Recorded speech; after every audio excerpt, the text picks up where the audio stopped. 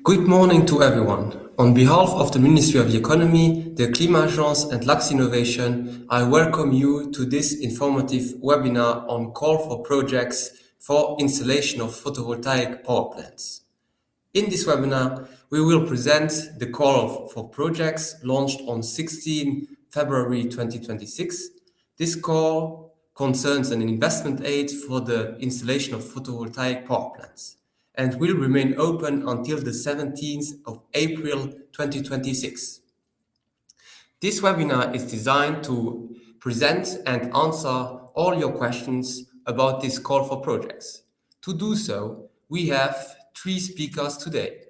We have Claude Clemens, who is part of the renewable energy team at the Ministry of the Economy.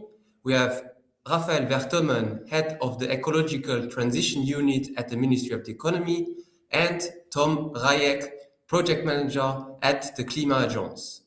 I am Jordi Oliveira, an advisor within the national funding team of Lux Innovation. Before handing over to our speakers, I will just give you a quick overview of today's agenda. This webinar is expected to last approximately 1 hour. We will first begin with a presentation of the call for projects and the submission procedure via MyGuichet, which will be followed by a presentation of the guide to authorization, procedures for renewable energy projects, and finally, we will conclude this webinar with a Q&A session. You can write your questions at any time during this presentation using the question tab, which is located in the upper right corner of your screen. Then we will try to answer these questions either by writing or verbally after the presentation. Lastly, I would also like to inform you that this webinar is being recorded. The replay and the slides will be made available on the Lux Innovation website. This, however, after our second webinar in French, which is taking place on the 3rd March 2026. You will also receive an email containing the recording and the slides. With that said, I will now hand over to Claude Clemens, who will begin with the presentation. Yes, thank you, Jordi. Hello, everybody. Thank you for joining this webinar.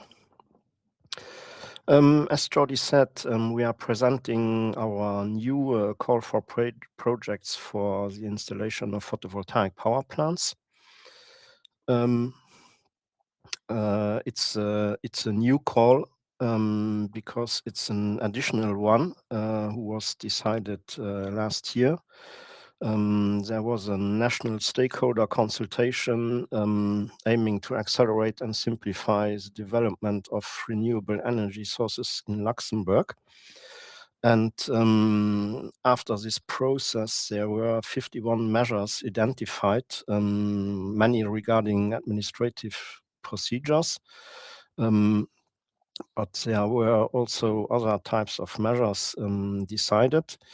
And regarding small and medium enterprises, there was the wish to have more opportunities to present projects for photovoltaic power plants.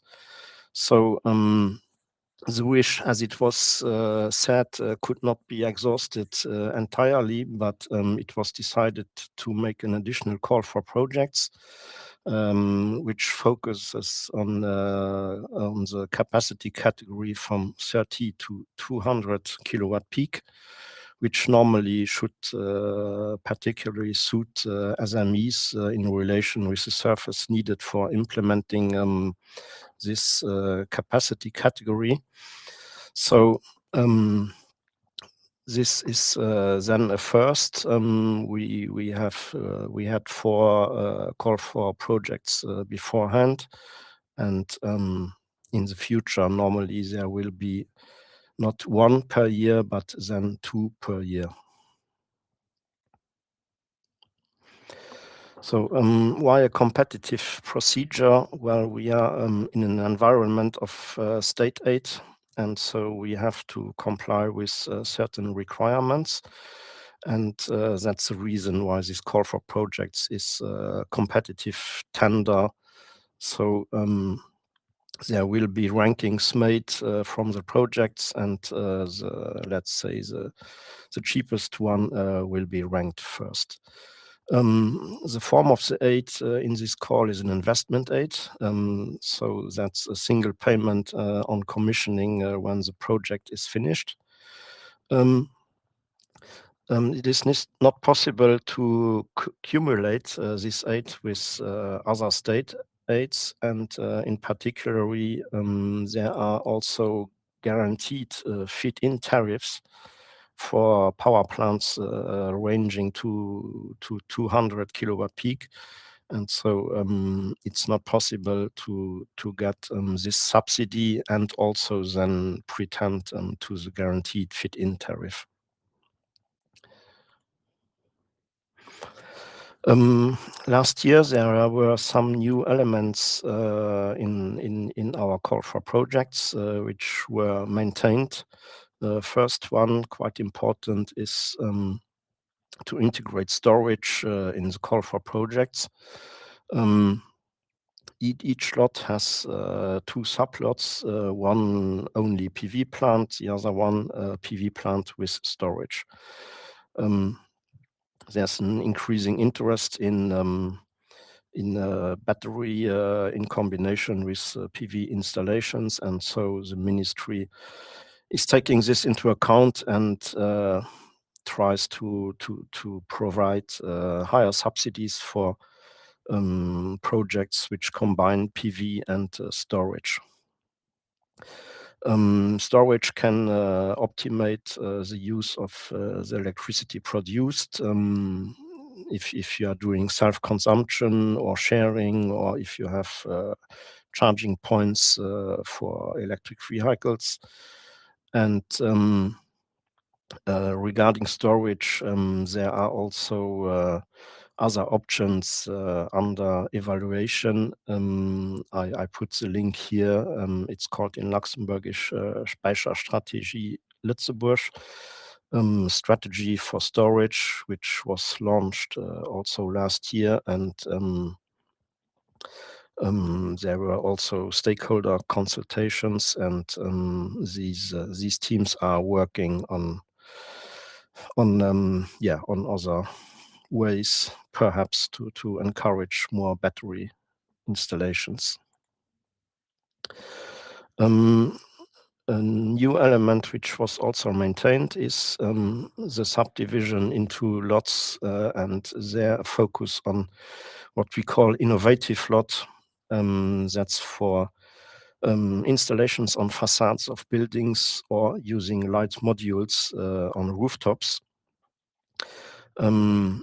There are quite a lot of rooftops, let's say in Luxembourg, who have static problems, let's say, which can't support a normal PV installation. And so to overcome this, there's a special lot. Regarding these light modules, the ministry wants to see the need to use these modules established beforehand, and this has to be submitted when you participate in the call. There are also higher subsidies possible in this lot.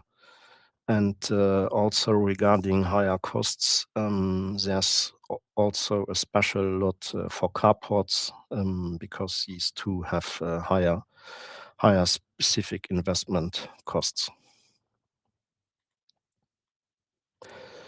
Regarding the use of the electricity produced, you can choose by yourself. Everything is possible which is compliant to the amended law for the organization of the electricity market.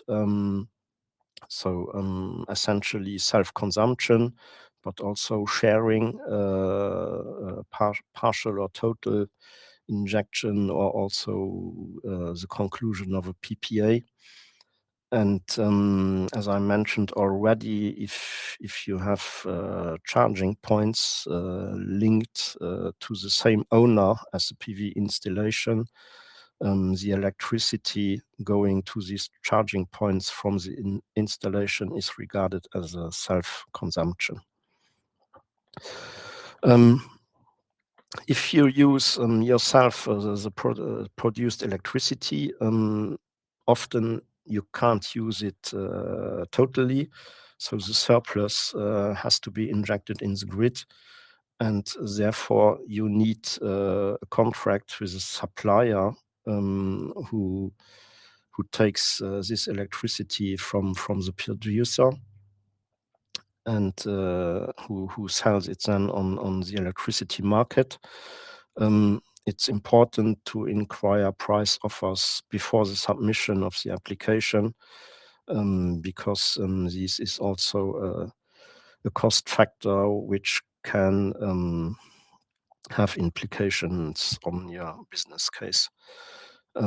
Also important regarding this, when you have high self-consumption compared to your actual situation without PV, perhaps your consumption profile changes also. Therefore, it's also important to contact your supplier to evaluate the impact on your electricity supply contract, because you will, yes, need to buy less electricity.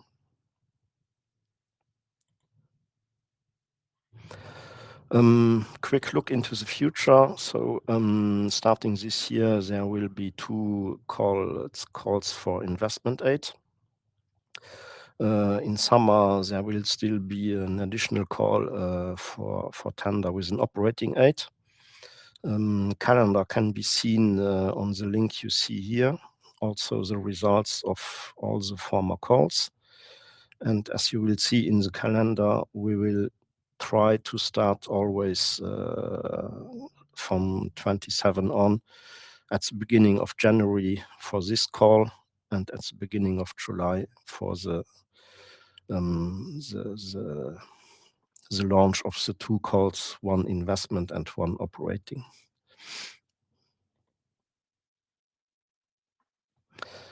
So a little bit more details on this specific call. As I said, it's our fifth call. You can look at the results under the link to see a bit how many projects were awarded and with which aid intensity, so that you can have a feeling for your bidding. The call specifies the capacity from 30 to 200 kilowatt peak, as said already. Eligible installations are on rooftops, on the external envelopes of buildings, also, as we call it, ZAE sites. So that is, let's say, unused spaces in zone d'activité économique, and carports on parking lots or shade structures. If you want to participate, you have to be a moral person established in Luxembourg, and you have to be engaged in an economic activity.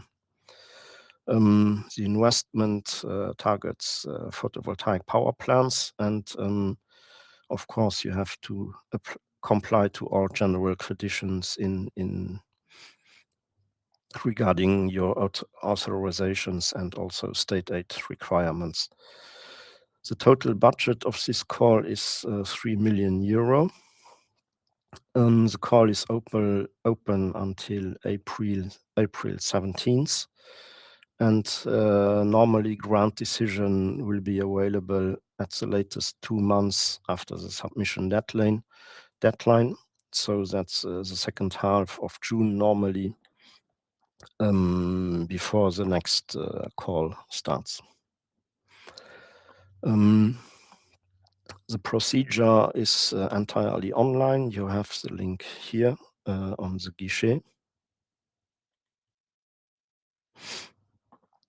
So there are 3 different lots, rooftops, facades and light modules and carports. As already said, each lot is subdivided into 2 sublots. One with the PV plant only, and the second with the PV plant and storage combined. The budget is subdivided as follows. The 3 million are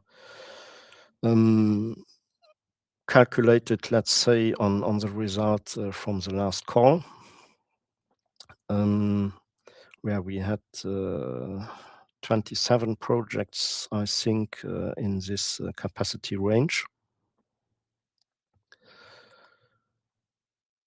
There are some conditions to be respected beforehand. The power plants have to be new plants, so they are supposed to never have produced electricity before. Completion date is 18 months after allocation. You have, of course, to get your authorizations, but it is not required to have them when submitting. So you have to get them after the allocation, and there's one important point regarding the grid connection request. You have to submit this within 2 months after the allocation, but we really highly recommend to inquiry beforehand at the grid operator before you submit, because this is a point where you really have to be sure that capacity is there to connect your installations. As already mentioned, regarding the surplus of electricity, it's also highly recommended to contact a supplier of your choice beforehand.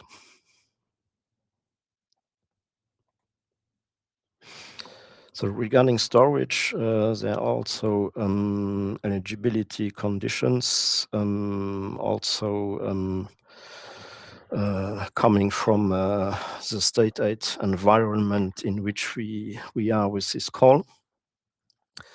So of course, it has to be a combined project, PV panels and storage behind the meter on one side. Capacity expressed relative to the PV plant's power has to be equal or greater than 1 kilowatt hour per kilowatt peak installed. And last condition, the storage system must absorb at least 75% of its energy on an annual basis directly from the connected PV plant.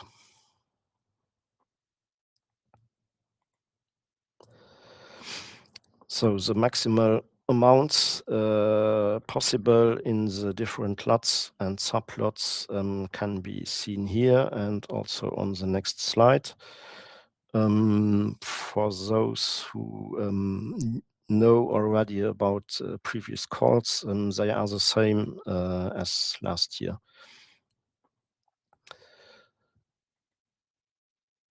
So here's the last one for the carports. Ranking will be made on a best price basis. So starting from the bottom by increasing reference aid requested.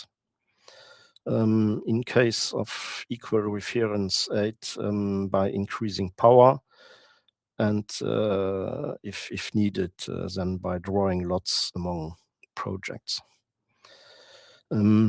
As we are in a competitive procedure, there is a competitiveness clause in case of under subscription. And there's also the condition that in each lot, maximum of 40% of the budget may be granted to a single undertaking.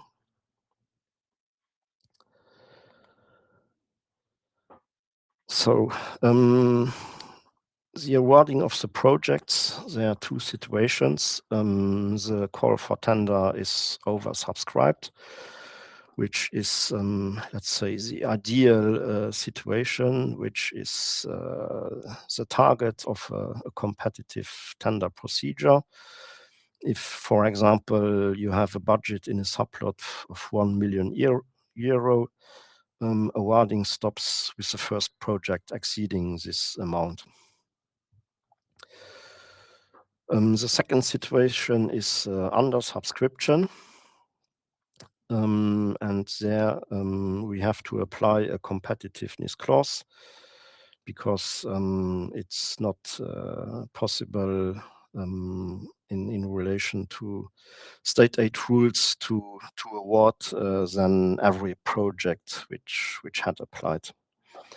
The rule there is that at least 10% of the offers have to be eliminated, which means for this call, if there are 10 offers or more in a subplot, 10% have to be eliminated, ranking last. For example, if we have 19 or 20 offers, 2 will have to be eliminated in that case. And for example, if we have 21 projects, then it means that 3 have to be eliminated. If there are less than 10 offers, then the last offer in the ranking will be eliminated. And there's one exception for the situation. If only one offer is submitted in a subplot, then this offer will be awarded. There's a rule in the tender specifications to transfer budget amounts which would not be used in case of under subscription. So if the situation happens that there are subplots undersubscribed and others oversubscribed, money amounts can be transferred to award more projects than in the subplots where interest from stakeholders was higher. There's a priority order established for this, which you see here, which can also be read in the tender specifications. And quick jump to the end of the procedures and the end of your project. The payment will be done after commissioning the project and presenting the invoices. If you are awarded, you get a decision specific to your project, and intensity of the aid and amount in euro of the aid mentioned in this decision cannot be exceeded. You are allowed to change the capacity of your project, but you have to stay within the range of this call for tender. That's over 30 and under 200 kilowatt. Eligible costs are listed here. There's also engineering and development costs which are eligible, as well as the setting up of the grid connection. And yes, that was my last slide. So for the procedure itself, on my guichet, I will hand over to Raphael. Thank you.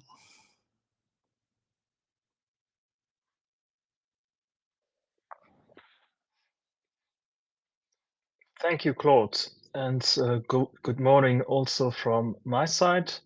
I will now guide you through the key steps of the procedure for submitting your bid. The submission is done through the My Guichet platform, All documents required for the submission can be found on the dedicated Guichet website. A few important reminders. First, the application must be officially submitted before the start of the project. In other words, before entering into any binding commitments. Second, the company must not be in financial difficulty. Any company that does not meet these two conditions will be immediately eliminated. Lux Innovation, the Chamber of Trades, the House of Sustainability, or the Climat Agence can assist you if needed.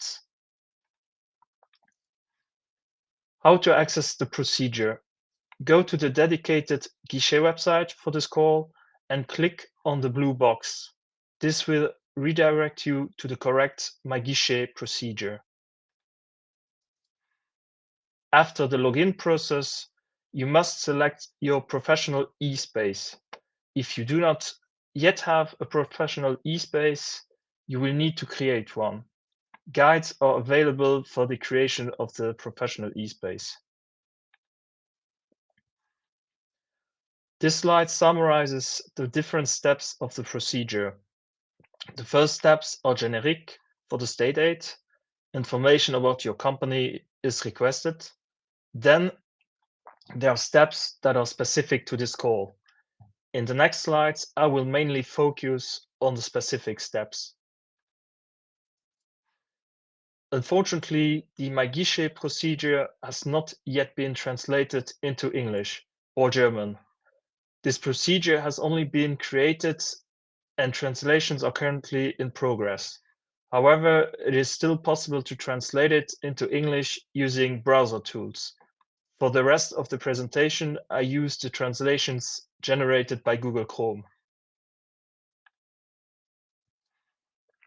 As mentioned earlier, I will skip the general steps and will go directly to the specific ones. You will be asked in the process to select an aid scheme. Please select the fourth one, namely ENV-ESR, investment in the promotion of energy from renewable sources, renewable hydrogen, and high-efficiency cogeneration. In the project step, you must provide a project title, a start date, and an end date. For the start date, I recommend entering the day following the submission date. Please note, only from that day onward, you are allowed to enter into a binding commitment. In the project specific step, please select photovoltaic installation for the question, what case does your request for aid concern? Then, for the second question, is the power more than 30 kilowatt peak? Please select yes. Installations below 30 kilowatt peak are not eligible under the scheme. It is very important to respect this requirement in practice as well. No aid will be granted for installations below 30 kilowatt peak. For the last question, is the application part of a competitive tender? Please select yes.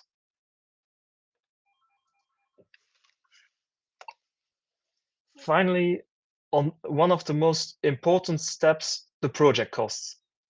In the first field, please enter the total project cost in euros, excluding VAT.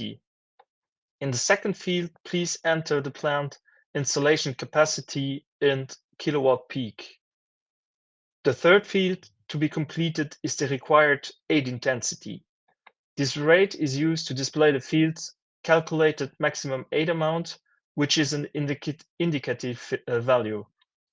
The actual aid amount you will request is the field's amount of aid requested. The last field is the ratio calculated based on the information provided above. This ratio is used for ranking purposes. Among the documents to be submitted, there is a detailed Excel sheet of the project. Please make sure to use the same information here as in the Excel file. In the form of assistance desired step, please select grants. This is the only form available for this call. The next slide shows you the different documents to attach to the application. Some documents are standard for state aid, while others are specific. The site use rights certificate, the installation offer, and the project description Excel file are specific to this call.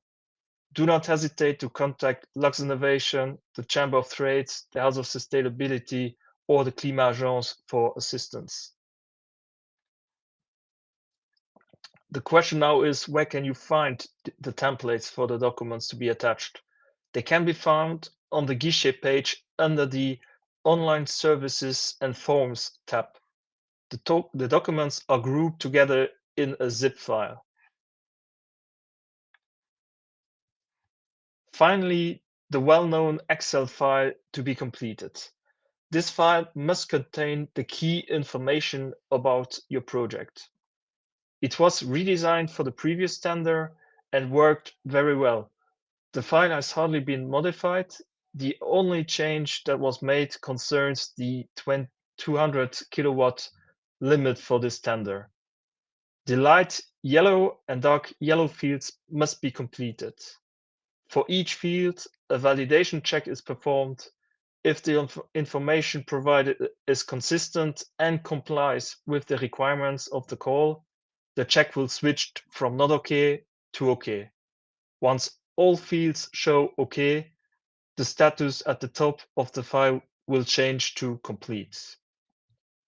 This concludes my parts. I now hand the floor over to Tom.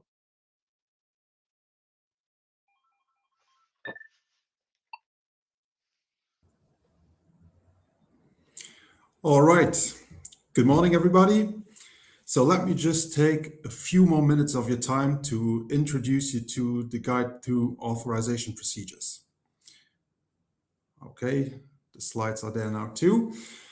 So let me start off by saying that if you want to succeed or to follow through with your renewable energy production projects, you need to be complying to the national legal framework.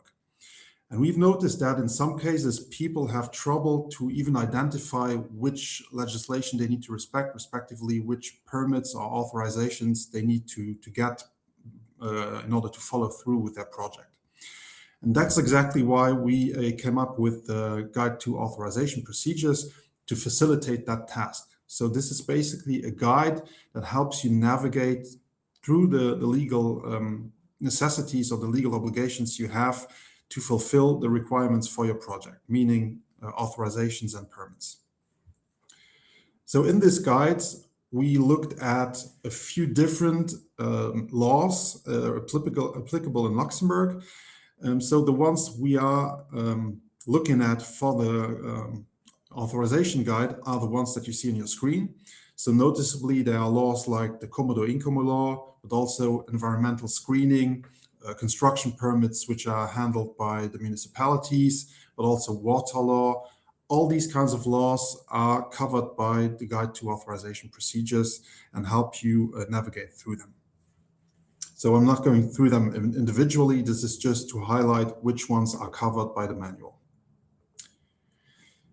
If we now go into the manual, which is, by the way, downloadable via our website, climatagence.lu, in form of a PDF, you'll get to the overview, which is looking something like this that you see on screen.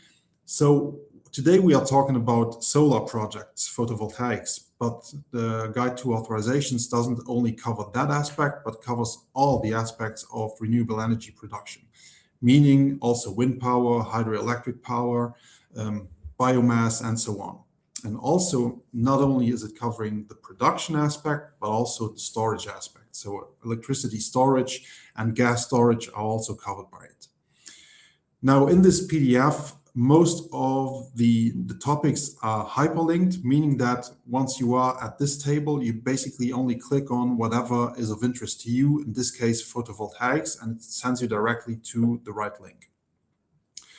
So for the purpose of this webinar, we're going to look at this with a specific example. So in this call for tenders, we consider that something like this would be eligible. So we're talking about an installation of 130 kilowatt peak on the roof of a workshop located in a municipal business park. So which is exactly the framework we have within this call for projects. And based on this example, we're running quickly through the guide to authorizations to identify or to get a look and feel of how you navigate through it. So once you click on the photovoltaics topic, you get to this table, and this table basically splits those projects in regards to their peak power. So in our case, we had the example of the 130 kilowatt peak production plant, which is then within the category that is highlighted here in red. And by clicking on that category, we're getting sent to the table that is actually of interest to us. So the table that highlights which legislation is actually applicable for our project.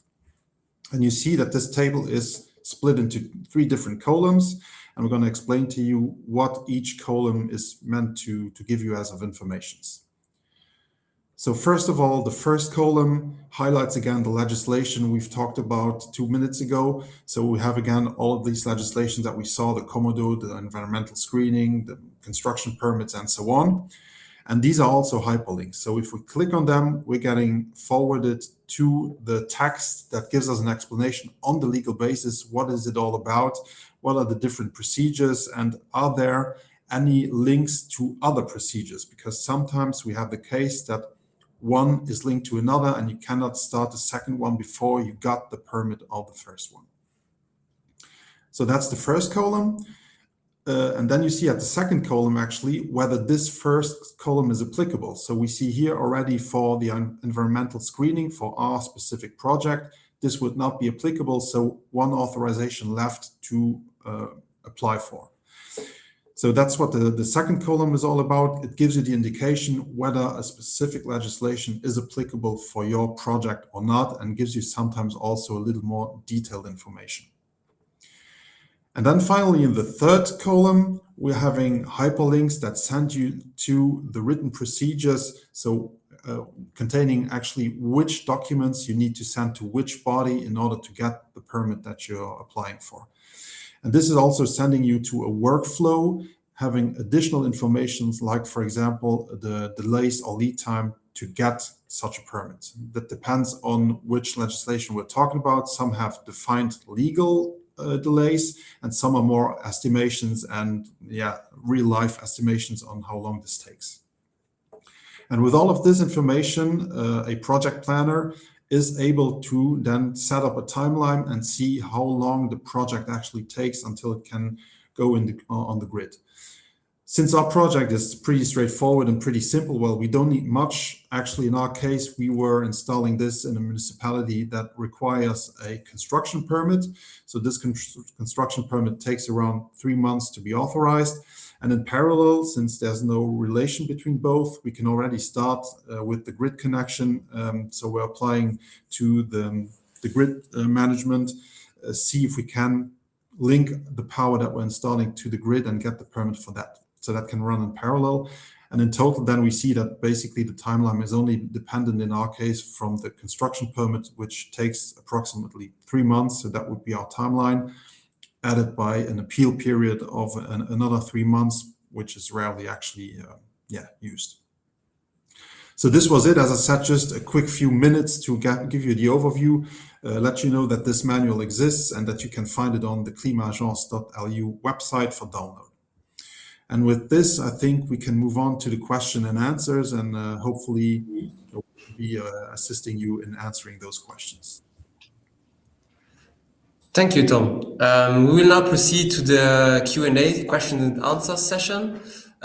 If you have some questions, you could do not hesitate to ask them in the dedicated questions tab. Currently, I do not see any questions, but let's wait for a few seconds. Maybe there would come additional questions.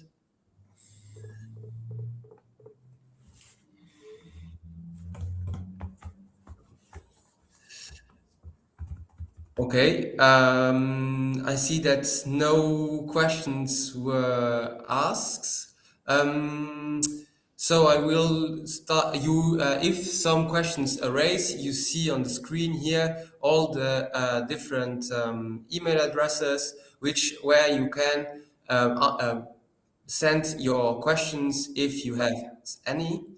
With that said, I want to thank you very much to Claude Clemens, to Raphael Vertemen, and to Tom Rajek for your contributions. I also want to thank all the participants for joining this webinar. We hope that this webinar has provided you with all the information you were looking for. Once again, as I said in the beginning, there will be a replay of this webinar, and also the slides will be available on the Lux Innovation website.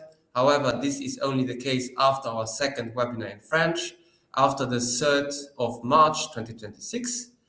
We also remain at your disposal for any additional questions during this call for projects, which is open until the 17th of April 2026. Thank you very much, and I wish you an excellent day. Goodbye. Thank you. Thank you. Thank you. Goodbye.